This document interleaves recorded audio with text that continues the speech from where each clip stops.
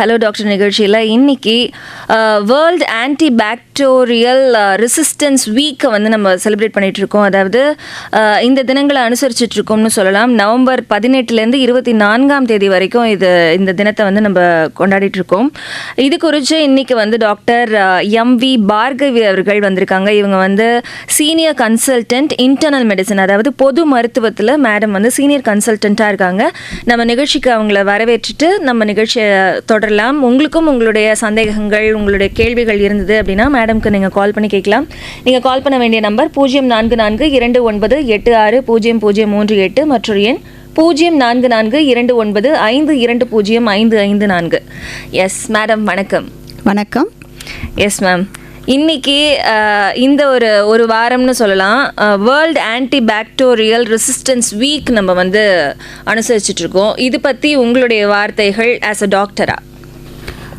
இந்த வாரம் நீங்கள் சொன்ன மாதிரி நவம்பர் 18 24 வரைக்கும் நுண்கிருமி எதிர்ப்பு விழிப்புணர்வு வாரம், அதாவது ஆன்டி மைக்ரோபியல் ரெசிஸ்டன்ஸ் அவேர்னஸ் வீக்குங்கிறது செலிப்ரேட் பண்ணுறோம். இது ஜென்ரலாக இந்த வேர்ல்ட் ஹெல்த் ஆர்கனைசேஷன் ஒவ்வொரு வாரத்துக்கும் ஒரு பேர் கொடுக்குற மாதிரியான ஒரு விஷயம். இது ஜென்ரலாக மக்களுக்கு அப்படின்னா இதுனா என்ன அப்படிங்கிற அவேர்னஸ் இல்லை. ஆனால் ஆக்சுவலாக இது ரொம்ப ரொம்ப இந்த காலகட்டத்துக்கு ரொம்ப முக்கியமான ஒரு விஷயம். அதாவது இந்த வேர்ல்ட் ஹெல்த் ஆர்கனைசேஷன் என்ன சொல்லியிருக்காங்க, இந்த வருஷத்துக்கான கருப்பொருளே என்ன சொல்லியிருக்காங்கன்னா, நம்ம இப்போ செயல்படலைன்னா நம்ம இந்நேரமோ இந்த ப்ரெசண்ட்டையோ ஃப்யூச்சரையோ நம்ம சேவ் பண்ண முடியாதுங்கிற அளவுக்கான ஒரு தீவிரமான ஒரு விஷயம். ஆக்சுவலாக இது அப்படின்னா என்னங்கிறது ஃபர்ஸ்ட் நான் அதை பற்றி பார்த்துடலாம். இப்போ ஜென்ரலாக ஒரு இன்ஃபெக்ஷன் ஆகுது, ஒரு உடம்புல ஒரு நுண்கிருமி வரும்போது நம்ம அதை செயலிழக்க செய்யறதுக்காக கொடுக்குற விஷயம் தான் இந்த ஆன்டிபயோட்டிக்குங்கிறது. ஆனால் நம்ம உடம்புக்குள்ள எல்லா கிருமிகளுமே வெறும் பாக்டீரியா கிடையாது. இந்த ஆன்டிபயோட்டிக்ங்கிறது வெறும் அந்த பாக்டீரியா கிருமிக்கு மட்டும்தான் செயல்படக்கூடியது. அதை தவிர நிறைய வைரஸ், ஃபங்கஸ், அதாவது பூஞ்சை, இந்த பாரசைட்ஸ், அதாவது ஒட்டுண்ணி, அந்த மாதிரி நிறைய வகையான இன்ஃபெக்ஷன்ஸுங்கிறது இருக்குது. அது தேவைப்படும் போது தேவையான ஆன்டிபயோட்டிக்கை தேவையான அளவில் தேவையான நாட்கள் கரெக்டாக எடுத்தா இந்த ப்ராப்ளம் நம்ம இல்லாமல் செய்ய முடியும். அப்படி இல்லைங்கிற பட்சத்தில் என்ன ஆகும் அப்படின்னா, இந்த பாக்டீரியாங்கிற கிருமி, முக்கால்வாசி பாக்டீரியா, பட் நிறைய கிருமிகள், வைரஸ், எல்லா கிருமிகளுமே இந்த உலகத்துடைய அடிப்படையான ஒரு விஷயம். அதாவது நம்ம ஸ்கூலில் படிச்சிருப்போம் இல்லையா, அந்த சார்ல்ஸ் டார்வினுடைய சர்வைவல் ஆஃப் த ஃபிட்டஸ்ட். ஒவ்வொரு கிருமியும் அது உலகத்தில் தான் இருக்கிறதுக்கு என்ன செய்யணுமோ அது மாற்றங்கள் அது உடம்புலேயே ஆட்டோமேட்டிக்காக நடந்துக்கிட்டே இருக்கும். ஸோ இதில் 2 வகை உண்டு. அதாவது ஸ்பான்டேனியஸ் மியூட்டேஷன் ஒன்று சொல்லுவோம், அதாவது தானாகவே அது மாறிக்கும், அப்பப்போ அது அதோடைய உருவத்தை மாற்றிட்டே இருக்கிறது ஒன்று. இன்னொன்று, இந்த மாதிரி நம்ம ஆன்டிபயோட்டிக்ஸ்லாம் கொடுக்கறது மூலமாக அது ரொம்ப சீக்கிரமாகவும் ரொம்ப வீரியம் தன்மை அதிக உள்ளதாகவும் மாறுறதுக்கான வாய்ப்புகள் ரொம்ப ரொம்ப அதிகமாகுது.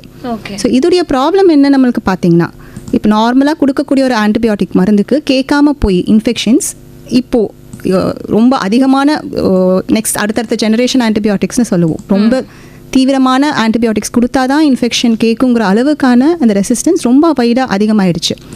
ஸோ இந்த வாரத்துக்கான மக்களுக்கு தெரிய வேண்டிய விஷயம், எப்போ போய் ஆன்டிபயோட்டிக் யூஸ் பண்ணணும், தேவையில்லாமல் யூஸ் பண்ணக்கூடாது, அதே சமயம் எப்படி போடணும், அதை பற்றின அவேர்னஸ் கொண்டு வரதுக்காக தான் இந்த வாரத்தை WHO செலிப்ரேட் பண்ணுறாங்க. ஓகே, ரொம்ப சூப்பராக சொன்னீங்க. அதாவது ஆன்டிபயோட்டிக்ஸ் அப்படின்னாலே ஒரு நார்மல், ஒரு காமனான வேர்டாக ஆயிடுச்சுல்ல. இப்போது முன்னாடிலாம் இந்த ஆன்டிபயோட்டிக்ஸோட அந்த ஆன்டிபயோட்டிக் பண்ணலாமா இல்லையா அப்படின்றது மக்களுக்கு ரொம்ப தெரியாது. ஆனால் இப்போ வந்து ஒரு ஜுரம் அடிச்சதுனாலே ஓகே ஒரு ஆன்டிபயோட்டிக் போட்டுக்கலாம், எதுனாலும் உடனே ஒரு ஆன்டிபயோட்டிக் சாப்பிட்டா சரியாக போயிடும். அதாவது இந்த ஆன்டிபயோட்டிக் அப்படின்னா என்னன்னு முதல்ல சொல்லுங்கள். ஏன்னா வந்து ஆன்டிபயோட்டிக் அந்த வார்த்தையோடைய விரிவாக்கத்தை சொல்லுங்கள். ஏன்னா வந்து ஒரு கிருமி உள்ளே போகிறதுக்கு முன்னாடியே தடுக்கிறது தானே, அது நீங்கள் சொல்லுங்கள் எப்படின்னு. ஆன்டிபயோட்டிக்ங்கிறது ஜென்ரலாக பாக்டீரியாங்கிற கிருமியை அழிக்கிற ஒரு விஷயத்தை மட்டும்தான் நம்ம ஆன்டிபயோட்டிக்னு சொல்லுவோம். இப்போ வைரஸ் அழிக்கக்கூடிய மருந்துகளை ஆன்டிவைரல்னு சொல்லுவோம். ஓகே. ஃபங்கஸ் அழிக்கக்கூடிய விஷயங்களை ஆன்டி ஃபங்கல்னு சொல்லுவோம். ஆனால் இது மற்ற விஷயங்கள் அந்த ஆன்டிபயோட்டிக் தெரிகிற அளவுக்கு மற்ற விஷயங்கள் அவ்வளோ பாப்புலராக மக்களுக்கு தெரியறதில்ல. இப்போ நம்மளுக்கே இப்போ நார்மலாக ஒரு கோல்ட் காஃப் அதெல்லாம் வருதுன்னா, இருமல் சளி பிடிக்கும்போது ரொம்ப காமனாக ஆக்சுவலாக நம்மளுக்கு என்ன பிடிக்கும்னா பாக்டீரியா கிடையாது, வைரல் தான். அதே மாதிரி ஒரு லூஸ் மோஷன் ஆகிறது அதெல்லாம் பார்த்தீங்கன்னாலும் காமனாக ஆகக்கூடியது வைரஸ் தான். ஸோ ஒரு வைரஸ்னால ஏற்படக்கூடிய ஒரு வியாதிக்கு ஆன்டிபயோட்டிக்கு அங்கே ரோலே கிடையாது. ஆனால் இது நிறைய பேருக்கு தெரியறதில்ல. சளி பிடிச்சாலே ஆன்டிபயோட்டிக், லூஸ் மோஷன் ஆச்சுனாலே ஆன்டிபயோட்டிக் அப்படிங்கிற ஒரு தப்பான கருத்து நிலவிட்டு இருக்கு. இப்போது அந்த ஆன்டிபயோட்டிக் நீங்கள் கேட்டது, அந்த ஆன்டிபயோட்டிக்ங்கிறது அந்த பாக்டீரியாவை கொல்றதுக்கான அந்த மருந்துக்கு பேர் தான் ஆன்டிபயோட்டிக். Okay, super ma'am. உங்ககிட்ட காலர் வெயிட் பண்ணிட்டு இருக்காங்க, பேசலாம். வணக்கம். Hello doctor. வணக்கம். பொன்னேரி ஜெகண்டேலேருந்து கலீல் அஹமது பேசுகிறேன். கலீல் அகமது சார் பேசுங்க, டாக்டர் இருக்காங்க. டாக்டர் வணக்கம். டாக்டர் ஃபர்ஸ்ட் வணக்கங்க டாக்டர். இப்போ பார்த்தீங்கன்னா சில பேர் செல்ஃப் மெடிக்கேஷன் எடுத்துட்டு இருக்காங்க. என்னன்னா வயிறு வலி, ஜுரம்னு சொல்லிட்டு அவங்களே மெடிக்கல் ஷாப்ல போயிட்டு மாத்திரை வாங்கி போடுற ஒரு குரூப் இருக்காங்க. ரெண்டாவது குரூப் பார்த்தீங்கன்னா உடம்பு சரியில்லைன்னு ஹாஸ்பிட்டலுக்கு போவாங்க, டாக்டர் கிட்ட போவாங்க. டாக்டர் என்ன சொல்லுவாருன்னா 3 நாளைக்கு மாத்திரை எழுதி தரேன், இந்த மாத்திரை போட்டிக்கு நல்லா ஆயிடுவாங்க. ஆனா என்ன செய்வாங்கன்னா ஜுரம் நல்லா ஆயிட்டோன்னு விட்டுருவாங்க. 3 டேஸ்க்கு போட மாட்டாங்க. இது மாதிரி பண்ணலாமா பண்ணக்கூடாதுன்னு கொஞ்சம் தெளிவா சொல்லுங்க. ரொம்ப நீங்க சொல்றதுக்கு சூப்பரா இருக்கு, கரெக்டா சொல்லுங்க. நன்றி. நன்றி சார். நீங்கள் கேட்ட கேள்வி கரெக்டான கேள்வி. இப்போது எந்தெந்த வியாதிக்கு ஆன்டிபயோட்டிக் கொடுக்கணுமோ அதுக்கு மட்டும்தான் டாக்டர் கொடுப்பாங்க. அதே மாதிரி நான் ஆரம்பத்தில் சொன்ன மாதிரி எத்தனை நாட்கள் கொடுக்குறோம் அப்படிங்கிறது ரொம்ப முக்கியம். தேவைக்கு விட அதிகமாக கொடுத்தாலும் ப்ராப்ளம். அதே சமயம் நீங்கள் சொன்ன மாதிரி கம்மியாக, இப்போது 3 நாள் இல்லை 5 நாள் யூஸ்வலாக சாதாரண வியாதிகளுக்கு அந்த மாதிரி கொடுப்போம். ரொம்ப சிவியராக ஐசியூ அதெல்லாம் தேவைப்பட்ட அளவுக்கு இருக்கிறவங்களுக்கு 10 நாளைக்கு வரைக்கும் கொடுப்போம். அந்த 5 நாளைக்கும் முன்னாடி ஸ்டாப் பண்ணிட்டோன்னாலோ இல்லை ஒழுங்காக கரெக்டாக போட வேண்டிய நேரம் தவறி போட்டாலோ இந்த நான் ஃபஸ்ட்டு ஆரம்பத்தில் சொன்ன அந்த ரெசிஸ்டன்ஸ், அதாவது அந்த பாக்டீரியா உருமாறுற விஷயங்கள் ஈஸியாக நடக்கும். ஸோ அது கொடுக்குற அந்த ஆன்டிபயோட்டிக் மருந்தை கேட்காத, அதுக்கு அகெயின்ஸ்டாக அது சில என்சைம்ஸ், அது சில கெமிக்கல்ஸை உருவாக்கி அந்த ஆன்டிபயோட்டிக்கை வேலை செய்யாமல் படுறதுக்கு என்னென்ன பண்ணணுமோ அது எல்லாமே அந்த பாக்டீரியா உருமாறி செய்ய ஆரம்பிக்கும். ஸோ இது அடிக்கடி நாம் அந்த கரெக்டாக எவ்வளோ வாட்டி கொடுக்குறோம், எத்தனை நேரம் எந்த நேரத்துக்கு போட சொல்கிறோம், எவ்வளோ நாளைக்கு கொடுக்குறோங்கிறத கரெக்டாக நம்ம கண்டிப்பாக ஃபாலோ பண்ண வேண்டியது இருக்கும். Okay ma'am. அடுத்த நேயர். வணக்கம். ஹலோ டாக்டர், இணைப்பில் இருக்கீங்க, பேசலாம். வணக்கம், இது ஹலோ டாக்டர் நிகழ்ச்சி. ஹலோ, வணக்கம் மேடம். வணக்கம் சார். உங்கள் பேர் சொல்லிட்டு டாக்டர் கிட்ட உங்கள் கேள்வி கேளுங்க. என்னோட பேர் வந்து சுதாகர் மேடம். சரி.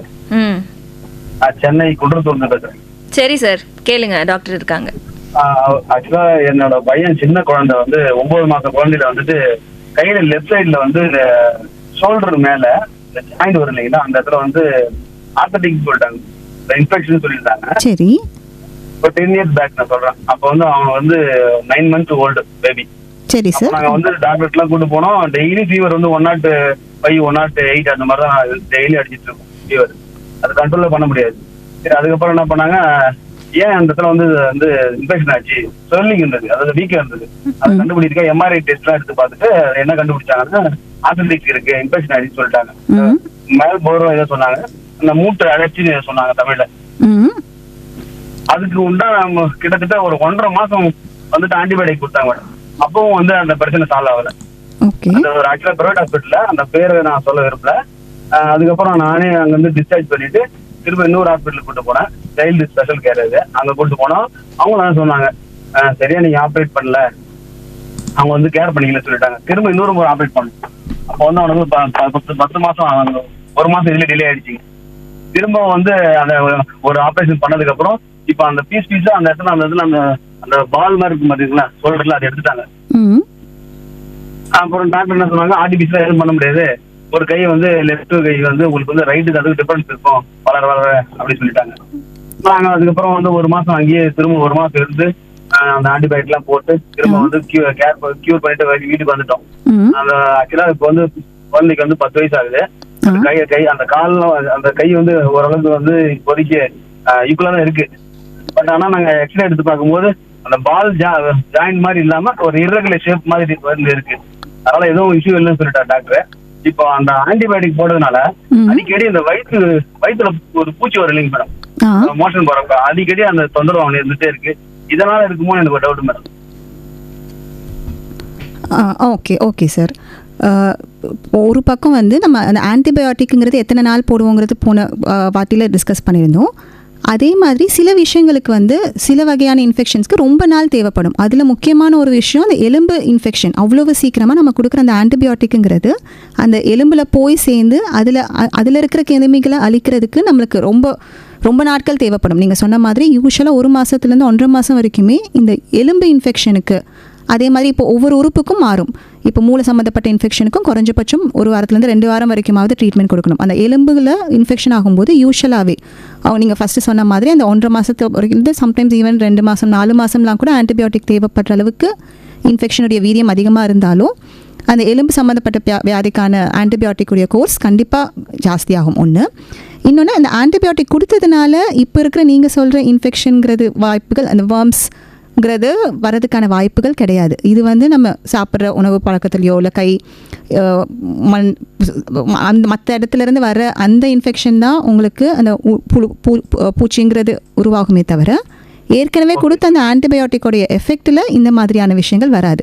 நம்ம ஒவ்வொரு வாட்டி ஆன்டிபயோட்டிக் சாப்பிடும்போதும் உடம்புல இருக்கிற சில முக்கியமான நுண்ணுயிர்கள் அழியும், அது கரெக்டு தான். ஆனால் அட் த சேம் டைம் நம்ம அது எதுக்காக கொடுக்குறோங்கிறது ரொம்ப முக்கியம். தேவையில்லாமல் கொடுக்கக்கூடாது ஒரு பக்கம். அதே சமயம் தேவையான அப்போ கொடுக்காம விட்டாலும் அது உயிருக்கு ஆபத்தாகும். Okay madam. அடுத்த காலர் இருக்காங்க. வணக்கம், இது ஹலோ டாக்டர். வணக்கம். வணக்கம், உங்கள் பேர் சொல்லுங்கள். நான் ராமநாதபுரம் சாத்தன்குடியில இருந்து முருகன். முருகன் சார், டாக்டர் இருக்காங்க, உங்கள் கேள்வி கேளுங்க. டாக்டர் வணக்கம். வணக்கம் சார். டாக்டர் வணக்கம். நம்ம வந்து ஆஸ்பத்திரியில் இந்த மெடிசனை பற்றி தான் டாக்டர் கேட்க போகிறேன். உங்கள்கிட்ட டவுட்டு. நம்ம மருத்துவர் வந்து நமக்கு காய்ச்சலாக இருக்குது, தலைவலியாக இருக்குது, மெடிசன் வந்து எழுதி கொடுப்பாங்க. சரி. அந்த மெடிசன் வந்து நம்ம போடுவோம். போட்டுன்னா கொஞ்சம் அப்படி நம்ம ஒரு வாரம் கழிச்சு இந்த மெடிசனை போட்டு வாங்கன்னு சொல்லி ஒரு வாரத்துக்கு வந்து கம்மியாக தான் மெடிசன், ஒரு சில ஆஸ்பத்திரியில் கரெக்டாக ஒரு அளவு கொடுக்க மாட்டாங்க, கம்மியாக தான் கொடுப்பாங்க. சரி.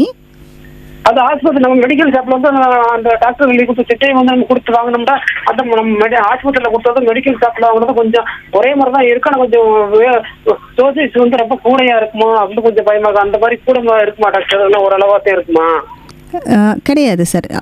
நீங்கள் ப்ரெஸ்கிரிப்ஷன் வச்சு தான் மெடிக்கல் ஷாப்பில் வாங்கினீங்கன்னா அந்த ப்ரெஸ்கிரிப்ஷனில் என்ன மில்லிகிராம் என்ன டோஸ் எப்படி கொடுக்கணும்னு எழுதியிருக்காங்களோ அதே டோஸில் தான் மெடிக்கல் ஷாப்பில் கொடுப்பாங்க ஒரு பக்கம்.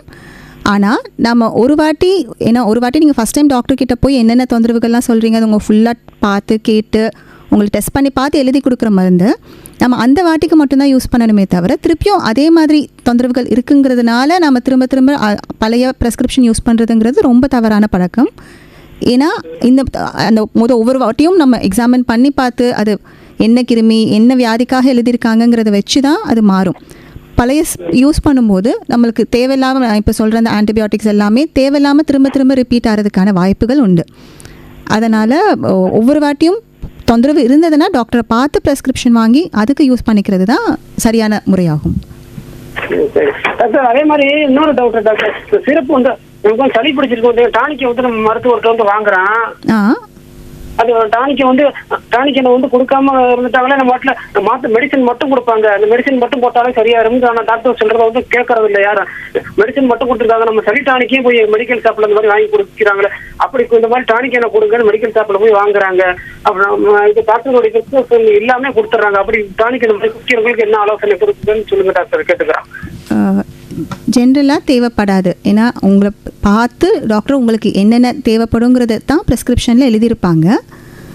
அதனால் அதில் இல்லாத பொருட்களை மருந்துகளை யூஸ் பண்ணுறதுங்கிறது அறிவுரைக்குட்பட்டது இல்லை.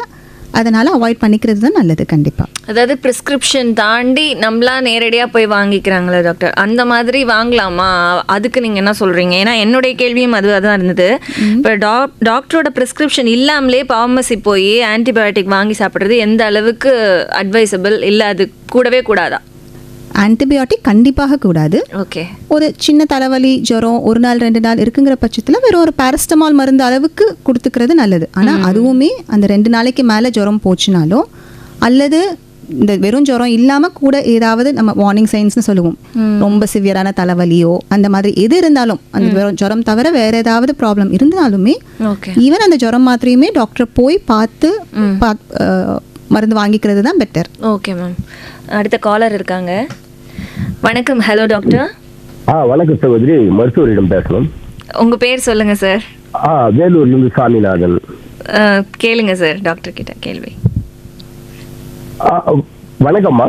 வணக்கம் சார். ஆமா, இப்போ இந்த கொரோனா வந்தது. இப்போ கூட ரீசனா எடுத்துக்கிட்டா கேரளாவில் வந்து மூளை தின்னக்கூடிய அமீபா அப்படின்றாங்க. நீர்ல தண்ணி மூலியமா மூக்குல வழியா போயிட்டு அந்த அளவுக்கு மூளைக்கு பாதிப்பு ஏற்படுத்துது அப்படின்னு, உயிரை வந்து அந்த அளவுக்கு உயிரிழப்பு அதிகமாயிட்டு இருக்கு அப்படின்னு. இப்போ இயல்பாவே வந்து இயற்கையிலேயே வந்து உடலுக்கு நோய் எதிர்ப்பு சக்தி உண்டு. இன்னைக்கு எடுத்துக்கிட்டா கூட கொரோனாவுக்கு தடுப்பூசி போடாமல உயிர் வாழ்ந்துகிட்டு இருக்கிறவங்களும் இருக்காங்க. தடுப்பூசி போட்டு ஒரு சிலர் வந்து இறந்தவங்களும் இருக்காங்கன்றத நம்ம கண்கூடா பாக்குறோம். இதனால வந்து இப்போ பயிருக்கு மருந்திட்டு அந்த மருந்துனால வந்து அந்த பயிர் வந்து இயல்பான ஒரு நோய் எதிர்ப்பு சக்தியை வந்து இழந்துச்சு அப்படின்னு சொல்லிட்டு வேளாண்மை துறையில சொல்றாங்க. அதே போல ஹியூமன் லைஃப்லயும் வந்து ஹியூமன் பாடியில இதே நிலைமை வந்து இப்போ ஏற்பட்டு இருக்கா, இல்ல வருங்காலத்தில் ஏற்படக்கூடுமா? ஏன்னாக்கா எதுக்கு எடுத்தாலும் ஒரு மருந்து இல்லாம இங்க ஒண்ணுமே செய்ய முடியாது. நம்ம மக்களுடைய மனநிலையை அந்த மாதிரி தான் ஆயிப்போச்சு. அதுக்கு ஒரு அடிமைத்தனம் மாதிரி ஆயிப்போச்சு. அதை சாப்பிட்டாதான் நம்மளுக்கு ஓரளவுக்கு உடம்பு நல்லா ஆயிடுச்சுப்பா அப்படின்ற மாதிரி அந்த மனநிலையே வந்து மாற்றம் ஏற்பட்டு இருக்கக்கூடியதை கண்கூடா பாக்குறோம். இது இயல்பான நோய் எதிர்ப்பு சக்தி மற்றும் அவர்களுடைய அந்த அதாவது ஜெனட்டிக்கா வரக்கூடியது. இப்ப ஏன்னா நம்ம வந்து தொன்று வரக்கூடிய ஒரு இனம், அப்படி தமிழ் இனம்னு சொல்றோம். இதுல வந்து நீங்க கொஞ்சம் தெளிவுபடுத்தணும். இது நோய் எதிர்ப்பு சக்தி தேவையில்லாத்தையும் பயன்படுத்தலாமா? இப்ப ஏன்னா உயிர் போகக்கூடியதே இருக்குது. ஒரு பென்சிலின் இன்ஜெக்ஷன் பண்றோம்னாக்கா அதுக்கான ஒரு இன்ஜெக்ஷனை வந்து நம்ம டெஸ்டிங் பண்ணிட்டு தான் அதுக்கப்புறம் எடுத்துக்கிறோம் இல்லைங்களா? இந்த மாதிரி மக்களுக்கு வந்து விழிப்புணர்வு இல்லாம இல்ல நிறைய இடத்துல வந்து பிரைவேட் ஹாஸ்பிட்டல்லாம் வந்து பணம் சம்பாதிக்கிறதுக்காக சிலதெல்லாம் வந்து பண்றாங்க. இல்லாத பிரச்சனை இருக்குன்னு சொல்லிட்டு இதெல்லாம் கொஞ்சம் அவேர்னஸ் கொஞ்சம் கொண்டு வரணும். நீங்க சொல்லணும். நான் கேட்டுக்கிறேன், ரேடியோவில் கேட்டுக்கிறேன். ஓகே, நன்றி சார். கண்டிப்பாக சார். இந்த ஆன்டிபயோட்டிக் ரெசிஸ்டன்ஸுங்கிறது ஒரு பக்கம், எவ்வளோக்கு எவ்வளோ ஆன்டிபயோட்டிக் மருந்துடைய முக்கியத்துவத்தில் இதில் எந்த கேள்வியுமே கிடையாது. அந்த பாக்டீரியா இன்ஃபெக்ஷன் சிவியராக ஆகும் பொழுது அந்த ஆன்டிபயோட்டிக்குங்கிற விஷயம் இல்லைன்னா கண்டிப்பாக உயிருக்கு ஆபத்தார அளவுக்கான உடம்புல மாற்றங்கள் ஏற்படும். ஸோ ஆனால் அது எதுக்கு யூஸ் பண்ணணும், எப்போ யூஸ் பண்ணணும், எந்த டோஸில் எவ்வளோ நாளைக்கு யூஸ் பண்ணணுங்கிறது தான் இதில் ரொம்ப முக்கியமான விஷயம். மக்கள் ஜென்ரலாக இப்போது ரொம்ப காமனாக பார்த்தீங்கன்னா இந்த அமாக்ஸுங்கிற டேப்லெட் பேரெல்லாம் எல்லாருக்குமே தெரியும். சளி பிடிச்சாலே உடனே நான் போய் அமாக்ஸ் டேப்லெட் ஒரு 5 நாள் சாப்பிட்டேன், 10 நாள் சாப்பிட்டேங்கிறது ரொம்ப காமனாக நம்ம மக்கள்கிட்ட இருந்தே கேள்விப்படுறோம். நான் ஏற்கனவே சொன்ன மாதிரி நம்மளுக்கு வந்திருக்கிற பிரச்சனை பாக்டீரியாவாகவே இருந்திருக்காது. ஆனால் அவங்க அந்த தேவையில்லாத ஒரு ஆன்டிபயோட்டிக்குங்கிறத யூஸ் பண்ணியிருப்பாங்க. அண்ட் முக்கால்வாசி நம்மளுக்கு ஏற்படுற இந்த வைரஸ்னால ஏற்படுற இல்லை சில கிருமிகளில் ஏற்படுற விஷயத்துக்கு நம்ம உடம்புலேயே தேவையான அளவு எதிர்ப்பு சக்தி இருக்கும். அதனால தான் சொல்கிறோம், எல்லாத்துக்குமே ஆன்டிபயோட்டிக்குங்கிறது தீர்வு கிடையாது. நம்ம உடம்புல இருக்கிற எதிர்ப்பு சக்தியே அதை சரி பண்ணிடும். அதுக்கு தேவையான சில சப்போர்ட்டிவ் விஷயங்களை மட்டும் டாக்டர் ப்ரெஸ்கிரிப்ஷன் கொடுப்பாங்க.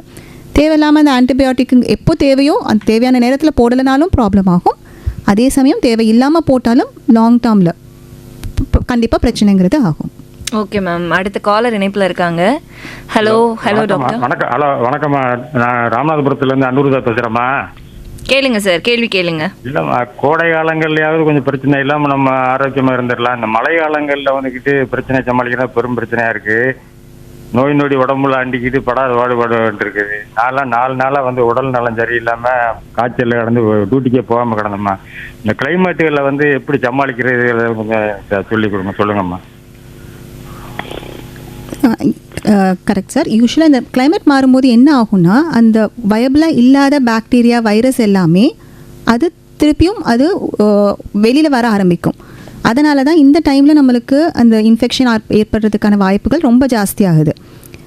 உங்கள் கேள்விக்கு வர்றதுக்கு முன்னாடி நிறைய இன்ஃபெக்ஷன், சில வகையான இன்ஃபெக்ஷன்ஸ் எல்லாம் வராமல் தடுக்கிறதுக்கான தடுப்பூசிகள் உண்டு. இப்போ எல்லாருக்கும் எப்படி கொரோனாங்கிற தடுப்பூசி தெரிஞ்சிருக்கோ அந்த மாதிரி காமனாக நம்மளுக்கு வர இன்ஃபெக்ஷன், இந்த ஃப்ளூங்கிறது ரொம்ப காமனான இன்ஃபெக்ஷன். அந்த ஃப்ளூ வராமல் தடுக்கிறதுக்கான தடுப்பூசிகள் பெரியவங்களுக்குன்னே இருக்குது. அதுக்கும் ஜென்ரலாக ஒரு 55 வயது மேற்பட்டவங்களுக்கு சக்கரை வியாதி, பிபி, இருதய தொந்தரவு, ஆஸ்மா இந்த மாதிரி இருக்கிறவங்களுக்கு வரதுக்கு வாய்ப்புகள் அதிகமாக இருக்கிறவங்களுக்கு இந்த வருஷத்துக்கு ஒரு வாட்டி இந்த ஃப்ளூங்கிற தடுப்பூசி போட்டாலே இது வராமல் தடுக்க முடியும். ரொம்ப சிவியராக வராமல் நம்ம கண்டிப்பாக தடுக்க முடியும். அதே மாதிரி நிமோனியாக்கான ஒரு தடுப்பூசிகளும் உண்டு. ஸோ அடிக்கடி இந்த மாதிரி ப்ராப்ளம் வரவங்க கண்டிப்பாக இந்த தடுப்பூசிகளை டாக்டருடைய அறிவுரைப்படி எந்தெந்த டைமில் போடணுங்கிறத போட்டுட்டிங்கனாலே நிறைய இன்ஃபெக்ஷன் ரொம்ப சிவியராக வராமல் தடுக்க முடியும். ஒன்று. மற்றபடி நம்ம வெளியில் போயிட்டு வந்தால் கை கழுவுறது ரொம்ப முக்கியமான ஒரு விஷயம். அது மூலமாக வேணும் நிறைய நுண்ணுயிர்கள் அது மூலமாக தான் பரவுறதுக்கான வாய்ப்புகள் உண்டு. இந்த எதிர்ப்பு சக்தி கம்மியாக இருக்கிறவங்க, நான் சொன்ன மாதிரி 55 வயதுக்கு மேற்பட்டவங்க, சர்க்கரை வியாதி, கிட்னி ப்ராப்ளம், இந்த எதிர்ப்பு சக்தி கம்மியாக இருக்கிறவங்க கூட்டமான இடத்துக்கு போகும்போது, முக்கியமாக இந்த காலகட்டத்தில் இந்த ஃப்ளூ அதெல்லாம் அதிகமாக வர காலகட்டத்தில் ஒரு மாஸ்க் யூஸ் பண்ணிக்கிறதும் இந்த இன்ஃபெக்ஷன்ஸ்லாம் நிறைய வரதுக்கான வாய்ப்புகளை நம்ம கம்மி பண்ண முடியும். ஓகே மேம், அடுத்த காலர் இணைப்பில் இருக்காங்க. வணக்கம், இது ஹலோ டாக்டர். வணக்கம் மேடம். எஸ் சார், உங்கள் பேர் சொல்லுங்கள். சென்னையில் தான் குமார் மேடம். குமார் சார், கேள்வி கேளுங்க. மேடம், எனக்கு ரொம்ப நாளாவே ஒரு பயம் வருது மனசுக்குள்ள. அது என்ன ரீசன் மேடம்? அது ஆட்டோமேட்டிக்காவே வந்து பாத்தீங்கன்னா எப்படி சொல்றதே தெரியல. திடீர்னு நல்லா ஒர்க் பண்ணிட்டு இருப்ப, ஒரு திடீர்னு ஒரு பயம் வரும். என்ன ரீசன் மேடம் அது? எதை பற்றின பயம் வருது சார் உங்களுக்கு? அது நம்ம உயிரே போயிடுற மாதிரி, திடீர்னு ஒரு அடைக்கிற மாதிரி, நெஞ்சில அடைக்கிற மாதிரி எதனா ஒரு ஃபீலிங் வருது, இல்ல ஒரு விக்கல் வரும்போது அது நம்ம உயிரே போயிடுற மாதிரி அப்படி ஒரு ஃபீலிங் வருது மேடம். அது எதை நினைச்சு பயப்படுறீங்க? உடம்புக்கு ஏதாவது தொந்தரவு இருக்குன்னு பயப்படுறீங்களா? இல்ல வயிறு வந்து ஊசுற மாதிரி ஆயிடுது மேடம். திடீர்னு அந்த வயிறுல வந்து பாத்தீங்கன்னா அந்த நெஞ்சு கிட்ட வரும்போது வந்து ஒரு பயம் வருது, எங்க உயிர் போயிடுமோன்ட்டு. நீங்க சொல்ற பால்பிட்டேஷன் இருக்கிறது அப்படின்னு சொல்றாங்களா மேம்? நீங்க சொல்ற சிம்டம்ஸ் அந்த இன்டைஜஷனால ஏற்படுற மாதிரி தான் நீங்க சொல்றதுக்கான அறிகுறிகள் தெரியுது. உங்க உணவு முறை பழக்கம் கரெக்டா இருக்காங்கிறத செக் பண்ணிக்கோங்க. கரெக்டா டைம்க்கு சாப்பிட்றீங்களாங்கிறத செக் பண்ணிக்கோங்க. சாப்பிட்டதுக்கு அப்புறம் ஒரு அரை மணி நேரமாவது உட்காந்துருக்கிறது, படுக்க போகாம உட்காந்துருக்கிறதுங்கிறது. நைட் டின்னர் கொஞ்சம் ஒரு 7 மணி 8 மணிக்குள்ளேயே முடிக்கிற மாதிரி பார்த்துக்கோங்க. தொடர்ந்து தொந்தரவு இருந்ததுன்னா அந்த டைஜஷன் சம்மந்தப்பட்ட விஷயத்துக்கு டாக்டரை அணுகிக்கிறது நல்லது. வெறும் இதில் மட்டும்தான் உங்களுக்கு பயம் இருக்குங்கிற பட்சத்தில் அதை மட்டும் ஒரு வாட்டி பார்த்துக்கிறது நல்லது. ஓகே மேம், இப்போ ஒரு AMR, இந்த ஆன்டி மைக்ரோபியல் ரெசிஸ்டன்ஸ் இந்த வீக்கை நம்ம கொண்டாடுறதுனால இந்த AMR வந்துடுச்சுன்னா ஃப்யூச்சரில் என்ன மாதிரியான காம்ப்ளிகேஷன்ஸ்லாம் வரும்? ஃப்யூச்சரில் இல்லை, இப்போவே ஆக்சுவலாக நிறைய பேர் நிறைய ஹாஸ்பிட்டல்ஸில் இதை ஃபேஸ் பண்ணிட்டு தான் இருக்கும். சாதாரணமாக ஒரு ஆன்டிபயோட்டிக் கொடுத்தாலே கேட்கக்கூடிய நிறைய விஷயங்கள் இப்போது அந்த காமனான ஆன்டிபயோட்டிக்கு கேட்காத நிலைமை. அதை தான் அந்த ஆன்டிமைக்ரோபியல் ரெசிஸ்டன்ஸ்னு சொல்கிறோம். ஒரு சாதாரண ஒரு 5 நாளைக்கு தேவையான அளவு ஒரு நார்மல் ஆன்டிபயோட்டிக் கொடுக்கறதுக்கு பதிலாக அதை விட ரொம்ப ஸ்ட்ராங்கான அடுத்த ஜெனரேஷன்னு சொல்லுவோம், அந்த மாதிரியான ஆன்டிபயோட்டிக் இன்னும் நிறைய நாட்கள் கொடுக்கறது, அது எல்லாமே தேவைப்பட்ட அளவுக்கு இப்போ ரொம்ப காமனாகவே எல்லா நிமோனியா, ஜரத்துலேருந்து, யூரின் இன்ஃபெக்ஷன்லேருந்து எல்லாத்துக்குமே அதை ரொம்ப காமனாக ஃபேஸ் பண்ணுறோம். இது இன்னும் உயிருக்கு ஆபத்தார அளவுக்கு கூட ஐசியூவில் அட்மிஷன் ஆகிருக்கிற பேஷண்ட்ஸ் எல்லாத்துக்குமே இன்னும் எந்த மருந்துக்குமே கேட்காத பேன் ரெசிஸ்டன்ஸுங்கிற வார்த்தை யூஸ் பண்ணுவோம், எந்த மருந்துக்குமே கேட்காத அந்த சூப்பர் பக்குங்கிற அதெல்லாமும் ரொம்ப இப்போவே நம்ம ஃபேஸ் பண்ணிட்டு தான் இருக்கோம்.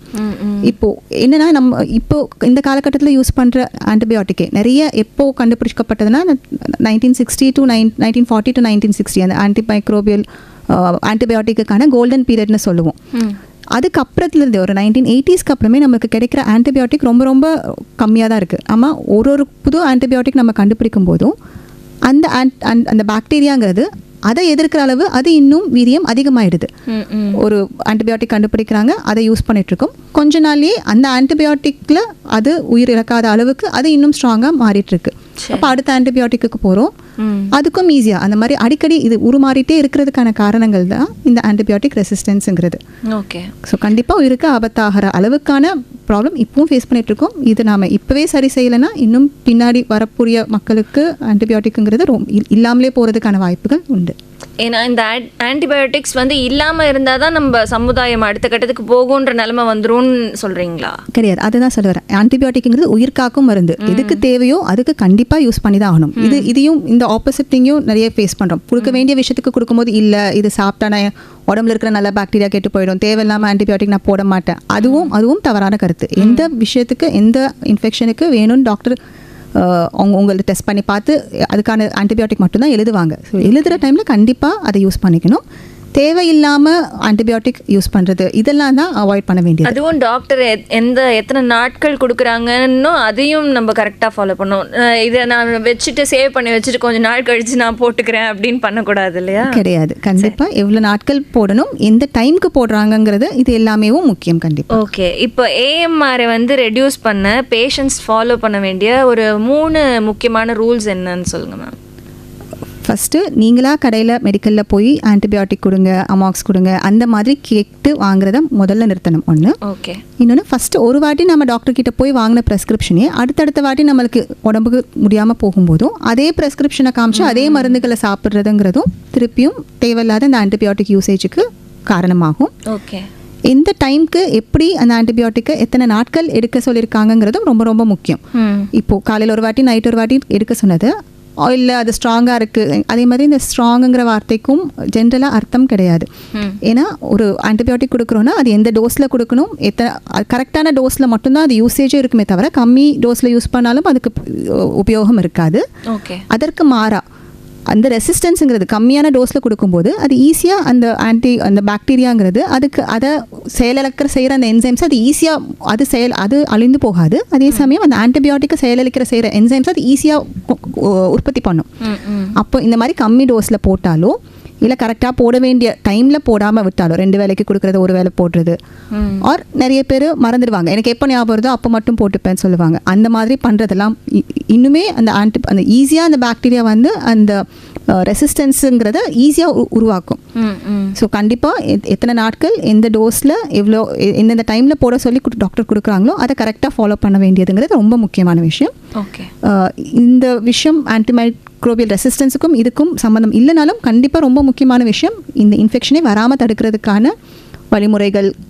நம்ம ஹேண்ட் வாஷ் பண்ணுறது, தேவை நிறைய வேக்சின்ஸ், இப்போ பெரியவங்களுக்கு தேவையான நிறைய வேக்சின்ஸ் இருக்குது, அதை உபயோகப்படுத்துறது மூலமாக இன்ஃபெக்ஷன் வராமல் தடுக்கிறத இதை விட ரொம்பவே முக்கியமான ஒரு மக்களுக்கு போய் சேர வேண்டிய ஒரு முக்கியமான கருத்தை நான் நினைக்கிறேன். Okay ma'am. இப்போது காமனாக இருக்கிற ஆன்டிபயோட்டிக்ஸ் ரொம்ப நிறைய மக்களால் உபயோகப்படுத்துறது அதை பற்றி சொல்லுங்கள். ஆனால் ஒரு நேர் இணைப்பில் இருக்காங்க, அவங்களுடைய கேள்விக்கு அப்புறமா என்னுடைய கேள்விக்கு பதில் சொல்லலாம். வணக்கம், இது ஹலோ டாக்டர். ஹலோ டாக்டர், வணக்கம் மேடம். வணக்கம் சார், உங்கள் பேர் சொல்லுங்கள். என் பேர் குமார் மேடம். குமார் சார், கேள்வி கேளுங்க. மேம் இருக்காங்க. மேடம், எந்தெந்த உணவு சாப்பிட்டா நோய்ங்க தடுக்கலாம் மேடம்? நம்ம உணவு முறைகள் நிறைய புரத சத்து இருக்கிற உணவுகள் நம்மளுடைய நோய் எதிர்ப்பு தன்மை சக்தியை ஜாஸ்தி பண்ணுறது மெயினாக புரத சத்து அதிகமாக இருக்கிற உணவுகள் ஒன்று. இன்னொன்று இந்த ஃபைபர் கண்டென்ட்னு சொல்லுவோம் இல்லையா, நார்ச்சத்து அதிகம் உள்ள பொருட்கள் சாப்பிடும்போது நம்ம உடம்புல இருக்கிற நல்ல உயிர்கள், நம்ம எல்லாருடைய வயிறு குடல் எல்லாத்துலேயும் உடம்புக்கு தேவையான நிறைய முக்கியமான நுண்ணுயிர்கள்ங்கிறது இருக்குது. அது வளர வைக்கிறதுக்கு அதை நம்ம ஸ்டிமுலேட் பண்ணுறதுக்கான மெயின் விஷயம் என்னென்னு பார்த்தீங்கன்னா இந்த நார்ச்சத்துங்கிற ஃபைபர். ஸோ இது ரெண்டுமே உடம்புக்கு ரொம்ப முக்கியமாக தேவைப்படுற ஒரு விஷயம். ஓகே, அவங்க இணைப்பில் இல்லை. ஸோ மேம், நான் கேட்டிருந்தேன் உங்ககிட்ட என்ன மாதிரியான காமனான ஆன்டிபயோட்டிக்ஸ் இப்போ நிலுவையில் இப்போ மக்களால் நிறைய வாங்கப்படுது, இது ஆனால் வாங்கக்கூடாது அப்படின்னு நீங்கள் நினைக்கிறீங்க? நீங்கள் உங்களுடைய பேஷண்ட்ஸ் பார்க்குறீங்க இல்லையா, ஸோ மோஸ்ட்டாக இந்த மாதிரி வரக்கூடிய பேஷண்ட்ஸ் என்ன மாதிரி மருந்து பேர்கள்னு இல்லை, ரொம்ப மக்களுக்கு காமனாக தெரிஞ்ச ஒரு விஷயம் அமாக்ஸுங்கிறது, அதுதான் நிறைய யூஸ் பண்ணுறாங்க. அதை தவிர ஒரு வாட்டி அதையும் நீங்கள் சொன்ன மாதிரி போடக்கூடாது, நிறைய போடக்கூடாது. ஆமாம், நம்மளுக்கு ஒரு இருமல் சளி வந்ததுன்னா அந்த முக்கால்வாசி நிறைய டைம்ஸ் வந்து வெறும் அந்த வைரஸ்னால தான் ஏற்பட்டிருக்கும். ஒரு வைரஸ் ஆன்டிபயோட்டிக்ங்கிறது வைரஸை நம்ம செயலுக்கு செய்யாது. ஸோ அதுக்கு ரோலே இல்லைங்கிற பட்சத்தில் அதே மாதிரி வரும்போதும் இது தேவையில்லைன்னு சொன்னாலும் நிறைய பேஷண்ட்ஸ் இல்லை எனக்கு ஆன்டிபயோட்டிக் வேணுங்கிற மாதிரி கேட்குறவங்களும் நிறைய பேர் இருக்காங்க. ஸோ அது எல்லாமே கண்டிப்பாக வேணுன்றவங்க கேட்கறது எதனாலனா சீக்கிரமான ரெக்கவரிக்காக அப்படின்னு, அதுவும் தவறான கருத்து. ஒரு வைரஸ்க்கு நம்ம எவ்வளோ ஆன்டிபயோட்டிக் கொடுத்தாலும் அதுக்கான ரோலுங்கிறதே இல்லை. ஏன்னா ஆன்டிபயோட்டிக்ங்கிறது ஒரு வைரஸை கொல்லவே போகிறது கிடையாது. அதனால அதுக்காக தான் டாக்டர் பார்த்தீங்கன்னா அவங்க தான் அந்த டிஃப்ரென்ஸ், இதுக்கு அந்த வைரஸ்னால ஏற்பட்டிருக்கா இல்லை என்ன கிருமினால ஏற்பட்டிருக்கு, அதுக்கு இன்ஃபெக்ஷனுக்கு மருந்து வேணுமா இல்லையா, அதுக்கு தகுந்த மாதிரி டாக்டர் மட்டும் தான் கொடுப்பாங்க. கண்டிப்பாக நிறைய நம்ம உடம்புலயே எதிர்ப்பு சக்தி இருக்கிறதுனால நிறைய டைம்ஸ் ஆன்டிபயோட்டிக்கோ ஆன்டிவைரலுங்கிறது தேவையே படாது. Okay, super. அடுத்த நேர் இருந்தாங்க. Okay, yes ma'am. மற்றபடி இந்த மாதிரி ஆன்டி மைக்ரோபியல் ரெசிஸ்டன்ஸ் பற்றி இந்த மாதிரியான மாத்திரைகள் நம்ம உட்கொள்கிறது தேவையில்லை, நம்மளுடைய உடம்பே அதை வந்து செக்ரிகேட் பண்ணும், நம்மளோட உடம்பே வந்து ஒவ்வொரு நோய்க்கும் எதிர்ப்பு சக்தியை அதுவே உருவாக்கும் அப்படின்னு சொல்கிறீங்க. அப்போ வந்து டாக்டர் சஜஸ்ட் பண்ணக்கூடிய ஆன்டிபயோட்டிக்ஸ்ன்றது அது வந்து ஒவ்வொருத்தருக்கும் ஒவ்வொரு பேஷண்ட்ஸ்க்கும் பிரத்யேகமாக கொடுக்கறது அது ஓகேவா, அது நல்லதா நமக்கு? இப்போ டாக்டர்ஸ் ப்ரிஸ்கிரைப் பண்ணுற ஆன்டிபயோட்டிக்ஸ் இத்தனை நாட்கள் இதில் தான் போடணும் அப்படின்றது கரெக்டா இல்லை அதில் சைட் எஃபெக்ட்ஸ் இருக்கா? கேள்வியிலையும் சில மாற்றம். வைரஸுக்கு தேவை கிடையாதுங்கிறது தான் சொன்னமே தவிர ஒரு பாக்டீரியல் இன்ஃபெக்ஷன் ஏற்படும் போது கண்டிப்பாக ஆன்டிபயோட்டிக்குங்கிறது தேவைப்படும். ஓகே. நான் ஏற்கனவே சொன்ன மாதிரி நம்மளுக்கு நார்மலாக பிடிக்கிற சளி, இருமல், ஒரு பேதி ஆகிறது, இது எல்லாமே வைரஸ்னால தான் மோஸ்ட் ஆஃப் த டைம்ஸ் ஏற்படும். அதுக்கு ஆன்டிபயோட்டிக்கோடைய ரோல் இல்லையே தவிர ஒரு விஷயம் ஒரு பாக்டீரியானால தான் ஏற்பட்டிருக்குன்றத டாக்டர் நம்மளை டெஸ்ட் பண்ணி பார்த்து சொல்லும்போது கண்டிப்பாக அந்த ஆன்டிபயோட்டிக் எடுத்துக்கலைன்னா இன்ஃபெக்ஷனுடைய தன்மை, வீரியம் அதிகமாகும். அது ரத்தத்தில் கலக்கிறது, ஒரு சாதாரண இன்ஃபெக்ஷன் ஒரு 3 நாள் 5 நாள் ஆன்டிபயோட்டிக்கில் சரி பண்ணக்கூடிய ஒரு விஷயம். நிறைய பேர் தள்ளி போடுறதுனால இன்ஃபெக்ஷன் ஜாஸ்தியாகவும் வர்றதுக்கான வாய்ப்புகள் உண்டு. ஸோ எல்லா ஆன்டிபயோட்டிக்ங்கிறது ஒரு 2 பக்கமுமே இருக்கு. தேவையான டைம்ல யூஸ் பண்ணலனாலுமே கூர்மையுள்ள கத்தின்றீங்க. கண்டிப்பா தேவையான டைம்ல யூஸ் பண்ணலனாலும் தப்பு, தேவையான டைம்ல யூஸ் அது தேவையில்லாம நம்ம யூஸ் பண்ணாலுமே தப்பு. Okay ma'am. காலர் இருக்காங்க.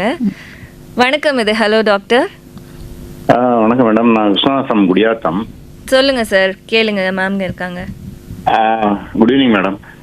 எங்க மிஸ்ஸஸ் ஒரு 52 இயர்ஸ் ஆகுது.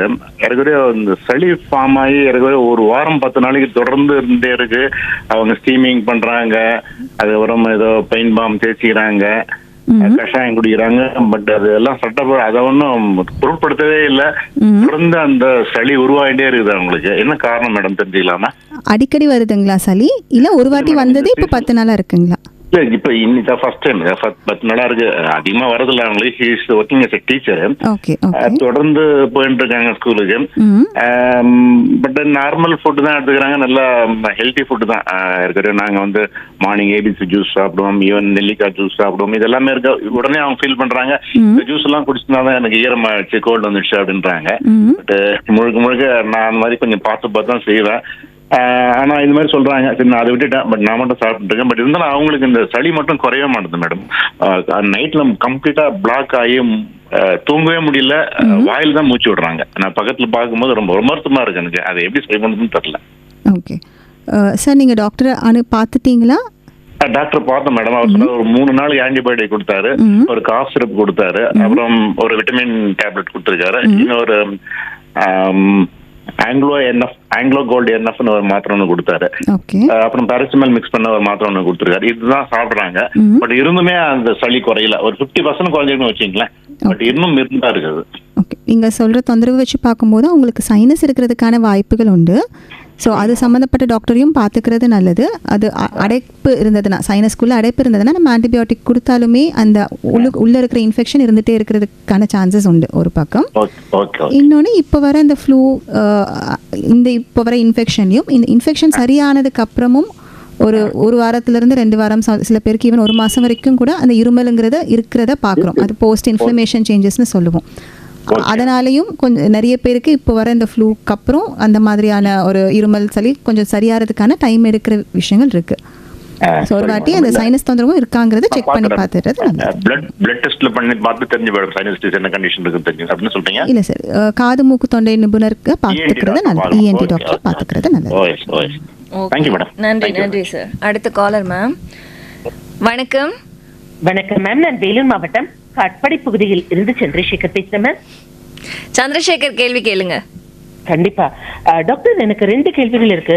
ஒண்ணு, பொதுவா அந்த இன்ஃபெக்ஷன் அப்படின்னு நடக்குது, த்ரோட்டாக இருக்கட்டும் சரி, அல்லது டைஜஷனாக இருக்கட்டும் சரி, அது எதனால நடக்குது? அந்த த்ரோட் இன்ஃபெக்ஷன் வருவதற்கான ஒரு முக்கிய காரணம் அப்படிங்கறது என்னென்ன? அது ஒண்ணு பத்தி எனக்கு கொஞ்சம் விளக்கமா சொல்லுங்க டாக்டர். இன்ஃபெக்ஷனுங்கிறது நுண்ணுயிர்கள்னால, அதாவது அந்த மைக்ரோபியல்ஸ்னால ஏற்படுற ஒரு விஷயத்துக்கு தான் இன்ஃபெக்ஷனுங்கிறது சொல்கிறோம். தொண்டை இன்ஃபெக்ஷன் பொறுத்த வரைக்கும் எல்லாமே நம்ம காற்று மூலமாக பரவுறது தான். நம்மளை சுற்றி இருக்கிற காற்றுல இருக்கிற இன்ஃபெக்ஷன் ஒன்று அதோடைய வீரியம் அதிகமாகும் போதும், இல்லை நம்ம உடம்புல இருக்கிற எதிர்ப்பு சக்தி கம்மியாகும் போதும் அது வரதுக்கான வாய்ப்புகள் ஜாஸ்தியாகும். அது நம்ம உடம்புல எதிர்ப்பு சக்தி நார்மலாக இருக்கிற பட்சத்தில் சீக்கிரமாக 1-2 நாளைக்குள்ளே ஆட்டோமேட்டிக்காக தானாகவே சரியாகிறதுக்கான வாய்ப்புகள் உண்டு. வைரஸுங்கிற பட்சத்தில் அதில் எதிர்ப்பு சக்தியில் கம்மி ஆகலைன்னா அதுக்கான மருந்துகள்ங்கிறது நம்ம கொடுக்க வேண்டியது இருக்கும். ஓகே, ரொம்ப சந்தோஷம் டாக்டர், ரொம்ப நன்றி உங்களுடைய விளக்கத்திற்கு. நன்றி சந்திரசேகர். எஸ் மேம், இப்போ போன பேஷண்ட் கேட்ட மாதிரி மேம், இப்போ ஒரு சைனஸ், ஆஸ்மா, இல்லை அடுத்தது வந்து வீசிங், இது 3த்துக்கும் என்ன டிஃப்ரென்சியேஷன்? இல்லை இது எதனால், இதனுடைய காசேஜ் எப்படி இருக்கும் மேம்? எதனால் இந்த கிளைமேட் சார்ந்த இந்த கொஸ்டின்? சைனசைட்டிஸுங்கிறது நம்ம உடம்புல நார்மலாகவே நம்ம மூக்குக்கு பக்கத்தில் கண்ணுக்கு மேலே இடத்துலலாம் சைனஸ்னு ஒரு காற்றுப்பை அந்த போனுக்குள்ளே ஒரு காற்றுப்பைங்கிற மாதிரி இருக்கும். அது நம்மளுடைய நிறைய நல்ல விஷயம், நல்ல உடம்புடைய நார்மல் ஃபங்க்ஷனிங்க்கு அது தேவையான ஒரு விஷயம். அதில் ரொம்ப சில பேருக்கு அதில் அடிக்கடி இன்ஃபெக்ஷன் ஆகியோ அது அடைச்சிக்கிறதுனால அந்த இன்ஃபெக்ஷனுங்கிறது உள்ளே தங்கி அதனால தொந்தரவுகள் வர்றதை தான் சைனசைட்டிஸுங்கிறது சொல்லுவோம். அதே மாதிரி இந்த சைனஸ் பேஷண்ட்டை வந்து இப்படி கீழே குனிஞ்சு பார்த்தீங்கன்னா எங்கே வலிச்சதுன்னா அது சைனஸ் அந்த மாதிரி இருக்குது. இல்லை நீங்கள் அது வீசிங்னா அது வேற மாதிரியான சிம்டமா? ஆமாம், தலையில் அந்த மூக்கு கண்ணை சுற்றி இருக்கிறது தான் சைனஸ். அதில் இன்ஃபெக்ஷன் ஏற்படும் போது சைனசைட்டிஸ்னு சொல்லுவோம். வீசிங்கிறது நுரையீரல் சம்மந்தப்பட்ட பிரச்சனை. அதுவும் நிறைய ஜெனட்டிக் காரணங்கள்ல இருந்து நோய் எதிர்ப்பு சக்தி குறையிற காரணங்கள் வரைக்கும் சின்ன வயசுல ஏற்படுற சில வகையான இன்ஃபெக்ஷன்ஸ்னால இருக்கலாம். அவங்களுக்கு அந்த எதர் கிளைமேட் மாறும்போதோ இல்லை சில விஷயங்கள், இப்போ சில பேருக்கு செடியிலேருந்து வர அந்த பாலன் கிரெயின்ஸ் அதனால் அது பட்டுச்சுனாலே அவங்களுக்கு அந்த வீசிங்கிறது அலர்ஜிஸ், அது பட்டுச்சுனாலேங்கிற வீசிங்கிறது ஆகலாம். ஸோ பர்ஃப்யூம் கூட ஒரு சிலருக்கு இருக்காம கண்டிப்பாக அது படும்போது அவங்களுடைய மூச்சுக்குழாய் கொஞ்சம் சுருங்க ஆரம்பிக்கும். சுருங்கும் போது அவங்க அந்த மூச்சு திணறலாம், அதை வீசிங்காக அவங்க ஃபீல் பண்ணுவாங்க. வீசிங் கண்டிப்பாக இன்ஃபெக்ஷனாலங்கிறது கிடையாது. வீசிங் இருக்கிற பேஷண்ட்ஸ்க்கு அடிக்கடி இன்ஃபெக்ஷன் ஆகிறதுக்கான வாய்ப்புகள் உண்டே தவிர ஆஸ்மா அல்லது வீசிங்னு சொல்லக்கூடிய அந்த ஆஸ்மாங்கிறது வந்து இன்ஃபெக்ஷன் கிடையாது. ஓகே. அப்போ சைனஸும் அதாவது அந்த வீசிங்கும் ஆஸ்மாவும் ஒன்று தானா? ஆஸ்மாங்கிறது வியாதியுடைய பெயர், வீசிங்கிறது அந்த மூச்சு திணறல வீசிங்னு சொல்லுவோம். ஓகே. அப்போ ஆஸ்மான்றது நோயுடைய பெயர், ஆஸ்மா. வீசிங்கிறது அதோடைய சிம்டம், அதோடைய வெளிப்பாடு. ஓகே. அப்போ வந்து வீசிங்கும் சைனஸும் தான் வேற வேற, ஆஸ்மாவும் சைனஸும் தான் வேற வேற. இது வந்து நுரையீரல் சார்ந்து வருது. சைனஸ் வந்து தலைப்பகுதியில் இருக்கிற அந்த காற்று பையில ஏற்படுற இன்ஃபெக்ஷனை சைனசைட்டிஸ்னு சொல்லுவோம். Okay ma'am. அடுத்த காலர் இணைப்புல இருக்காங்க உங்ககிட்ட பேசுறதுக்கு. வணக்கம். Hello doctor. ஹலோ வணக்கம், உங்க பேர் சொல்லுங்க. டாக்டர் பேசுறேன், வசந்தி. சரி சரி பேசுங்க. Hello doctor, good evening doctor. Good evening ma'am, சொல்லுங்க. இப்போ நம்ம வந்து காமனா ஒரு கொஸ்டின் இது வந்து, அதாவது நம்ம வந்து மாத்திரை சாப்பிடுறோம்ல டாக்டர், ஒரு நமக்கு அதாவது இப்போ ஹார்ட்டுக்குன்னு ஒரு மாத்திரை இருக்கான்னு வச்சுக்கோங்க ஒரு எக்ஸாம்பிள். அந்த மாத்திரை வந்து எல்லா உடம்புக்குள்ள எல்லா இடத்துக்குமே போகும்ல அந்த மெடிசன். ஆமா. அதனால நமக்கு மற்ற சைடு எஃபெக்ட் வருமா டாக்டர்? கண்டிப்பா கிடையாது. ஏன்னா இப்போ வந்து நம்ம ஹார்ட்டுக்குன்னு சாப்பிடணும், அந்த ஹார்ட் கியூர் ஆகும். ஆனா அந்த மெடிசன் தானே எல்லா ஆர்கன்ஸ்க்கும் போகுது பிளட் மூலமா. அந்த ஆர்கன்ஸ்க்கு போனாலும் அதாவது ரிசெப்டர்ஸ், அந்த இருதயத்தில் இருக்கிற சில ரிசெப்டர்ஸ் அந்த மருந்தை ரிசீவ் பண்ணக்கூடிய விஷயத்தை பிளாக் பண்ணுறதுக்கோ இல்லை அதை ஆக்டிவேட் பண்ணுறதுக்கு தான் அந்த மருந்துகள் கொடுத்துருப்பாங்க. ஸோ நம்ம எழுதி கொடுக்குற மருந்துகள் அந்தந்த உறுப்புகளுக்கு மட்டும்தான் அதோடைய எஃபெக்ட் இருக்குமே தவிர மற்ற உறுப்புகளுக்கு எஃபெக்ட்ங்கிறது இருக்காது, சைடு எஃபெக்ட்டுங்கிறது இருக்காது. அதனால மற்ற பாதிப்புலாம் வராது. சில மருந்துகளுக்கு தெரிஞ்ச சைடு எஃபெக்ட்ஸுங்கிறது இருக்கும். ரொம்ப காமனாக சொன்னால் இப்போது வலி மாத்திரைகள் போட்டால் கொஞ்சம் கேஸ்ட்ரைட்டிஸ் வரதுக்கான, வயிறு எரிச்சல் வரதுக்கான வாய்ப்புகள் உண்டு. பல்லு வலிக்குன்னா அதுக்கு மாத்திரை எடுக்கிறோம். ஆமாம். அதனால மற்ற ஆர்கன்ஸ் கிடையாது. சில மருந்துகளுக்கு சில தெரிஞ்ச சைடு எஃபெக்ட்ஸுங்கிறது உண்டு. அது டாக்டருக்கு தெரிஞ்சுதான் அதை பொறுத்து தான் உங்களுக்கு அந்த ப்ரெஸ்கிரிப்ஷனும் கொடுப்பாங்க. இப்போ வலி மாத்திரைகள் நிறைய ஒரு 3 நாளைக்கு கொடுக்குற வலி மாத்திரைகள் 3 நாள் போடுறதுனால நம்மளுக்கு கிட்னி பாதிப்பு வராது. ஆனால் அந்த கொடுத்த வலி மாத்திரையே அவங்க மாசக்கணக்கில் நிறைய பேர் வருஷக்கணக்கில் போட்டுகிட்டே இருப்பாங்க. அப்படி ஏற்படும் போது அந்த சைடு எஃபெக்ட்ஸுங்கிறது வரதுக்கான வாய்ப்புகள் உண்டு. இப்போ நம்ம சுகர் மாத்திரை எடுக்கிறோம்ல டாக்டர், 5 இயர்ஸ் இப்போ எடுக்கிறோம், அதனால மற்ற ப்ராப்ளம் வராதுல்ல? கண்டிப்பா சுகர் மாத்திரனால மற்ற வியாதிகள் வராது. சுகர் வியாதினால தான் மற்ற உறுப்புகள் பாதிக்கப்பட வாய்ப்புகள் உண்டே தவிர சுகருக்கு கொடுக்குற மாத்திரனால பாதிப்புகள் வராது. Okay doctor, thank you. ஓகே, தேங்க்யூம்மா. ஒரு நல்ல கேள்விதான். ஏன்னா இது ஒரு சாமானியருக்கு இது இந்த ஒரு கேள்வி வரும் மேம். ஒரு மாத்திரை நம்ம சாப்பிட்றோம், ஃபுல்லாக தானே உடம்புக்கு போகுது, அது வந்து அந்த இடத்துல தான் போய் ரியாக்ட் ஆகுமா?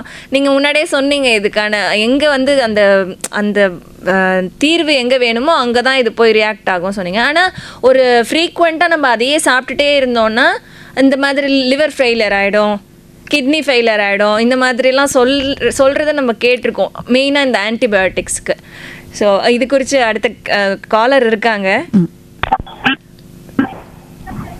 வணக்கம், இது ஹலோ டாக்டர். இணைப்புக்கு வந்துட்டீங்க, பேசலாம். ஓகே, அடுத்த காலர். வணக்கம். Okay ma'am. எஸ், நான் உங்ககிட்ட சொன்ன மாதிரி ஒரு ஃப்ரீக்வெண்ட்டாக எடுத்துக்கும் போது நீங்கள் எடுத்துக்கக்கூடாதுன்ற ஒரே வார்த்தையிலே முடிச்சிட்டிங்க. ஆனாலும் நாங்கள் என்ன கேட்குறோன்னா, இந்த லிவர் டேமேஜ் ஆகிடுது, லங் டேமேஜ் ஆகிடும், இந்த மாத்திரை எடுத்துக்கிட்டோன்னா இந்த மாதிரியான சிம்டம்ஸ் இருக்குது. ஒரு சில நேரத்தில் இந்த ஸ்டிராய்ட்ஸ் யூஸ் பண்ணுறது, இந்த மாதிரியான விஷயங்கள்லாம் அதை பற்றி என்ன மேம்? அதை பற்றி உங்களுடைய கருத்து? சில நம்ம சொன்ன மாதிரி இப்போ ரொம்ப ஸ்ட்ராங்கான ஆன்டிபயோட்டிக்ஸ் கொடுக்கும்போது அதோடைய எஃபெக்ட், அதாவது சைடு எஃபெக்ட்டுங்கிற வார்த்தை நாங்கள் யூஸ் பண்ண மாட்டோம். அதோடைய எஃபெக்டாக லிவரில் சில மாற்றங்கள் ஏற்படுறதுக்கு வாய்ப்புகள் உண்டு. இல்லை சில மருந்துகளுக்கு கிட்னியில் வாய்ப்புகள் ஏற்படுறதுக்கு உண்டு. அது டாக்டருக்கு எந்தெந்த மருந்துகளுக்கு எது நம்ம டெஸ்ட் பண்ணணுங்கிறது தெரியும். அதனால தான் இது நம்ம காமனாக யூஸ் பண்ணுற மருந்துகள் ஓபியில் அவுட் பேஷண்ட்டாக யூஸ் பண்ணுறதுல வராது. இன்பேஷண்ட்டாக யூஸ் பண்ணக்கூடிய ஸ்ட்ராங்கான மருந்துகளில் கொஞ்சம் அந்த லிவருடைய என்சைம்ஸோ இல்லை கிட்னியில் அந்த உப்புத்தன்மை ஜாஸ்தி ஆகிறதுக்கான வாய்ப்புகள் உண்டு. அது எதுங்கிறது ப்ரிஸ்கிரைப் பண்ணுற டாக்டருக்கு தெரியும். அதனால தான் அதை ஃப்ரீக்வெண்ட்டாக மானிட்டரும் பண்ணிப்போம். அது ஏற்கனவே சொன்ன மாதிரி உயிர் காக்கும் மருந்து அந்த டைமில் நம்ம இந்த ஒரு விஷயத்துக்கு பயந்து அந்த உயிர் காக்கிற அந்த மருந்தை கொடுக்காம இருக்க முடியாது. அட் த சேம் டைம் நம்ம அதை மானிட்டர் பண்ணி அதுக்கு ஏற்ற மாதிரியான டோஸ் அட்ஜஸ்ட்மெண்ட்ஸ் அது எல்லாமே டாக்டருடைய அறிவுரைப்படி எல்லாமே கரெக்டாக நீங்கள் ஃபாலோ பண்ணிட்டாலே அது ஆன்டிபயோட்டிக் முடிக்கும் போது கம்ப்ளீட் நார்மலுக்கு வந்துடும். Okay ma'am. இந்த world anti microbial resistance week பற்றி ஒரு கன்க்ளூஷனாக இவ்வளோ நேரம் நம்ம பேசியிருக்கோம். 1 மணி நேரம் எங்களோட நீங்கள் செலவு பண்ணியிருக்கீங்க. ஒரு கன்க்ளூஷனாக நீங்கள் என்ன சொல்ல விரும்புகிறீங்க நேயர்களுக்காக? என்ன தொந்தரவுனாலும் கண்டிப்பாக டாக்டரை அணுகி அவங்களுடைய அறிவுரை இல்லாமல் மருந்துகள்ங்கிறது ஓவர் த கவுண்டர் மெடிகேஷன்ஸ் சொல்லுவோம், அந்த மாதிரி உபயோகப்படுத்துறது நல்லது கிடையாது. டாக்டர் அறிவுரைப்படி கொடுக்குற மருந்துகளை கரெக்டான நேரத்தில் கரெக்டான டோஸில் கரெக்டான நாட்களுக்கு கண்டிப்பாக யூஸ் பண்ணுங்கள். ஒரு வாட்டி ஏற்பட்ட பிரச்சனைக்கு அடுத்த வாட்டி அதே ப்ரெஸ்கிரிப்ஷன் யூஸ் பண்ணுறதுங்கிறது சேஃப் கிடையாது. நான் திரும்ப திரும்ப சொல்கிற மாதிரி அதை தடுக்கிறதுக்கான எந்தெந்த சில வியாதிகள் தடுக்கிறதுக்கான தடுப்பூசிகள் உண்டு. கண்டிப்பாக அது உங்கள் டாக்டர்கிட்ட கேட்டு அந்த வயது இருக்கிறவங்க, அந்தந்த வியாதி பிரச்சனைகள் இருக்கிறவங்க அந்த தடுப்பூசிகள் எடுத்துக்கிறது ரொம்பவே முக்கியம், இந்த இன்ஃபெக்ஷன் வராமல் தடுக்கிறதுக்கு. Okay ma'am, thank you so much. இந்த 1 மணி நேரம் எங்கள் நேயர்களுக்காக நீங்கள் செலவு பண்ணி நிறைய விஷயங்கள் எங்களோட பகிர்ந்துக்கிட்டீங்க. நன்றி நிகழ்ச்சியில் நீங்கள் கலந்துக்கிட்டதுக்கு. நன்றி மேம். எஸ், இவ்வளோ நேரம் doctor Bhargavi ma'am, senior consultant internal medicine பற்றி, அதாவது இந்த பர்டிகுலராக ஆன்டி மைக்ரோபியல் அந்த ரெசிஸ்டன்ஸ் பற்றி நம்மளுக்கு நிறைய விஷயங்கள் பகிர்ந்துக்கிட்டாங்க. உங்களுக்கும் இந்த தகவல்கள் ரொம்ப பயனுள்ளதாக இருக்கும் அப்படின்னு நான் நம்புகிறேன். ஸ்டேட்யூண்டாக இருங்க. இது ஆகாஷ்வாணியின் ரெயின்போ FM 101.4. இங்கே எல்லாமே சமதோல. உங்கள் அன்பு தோழி நான் திரிவேதா.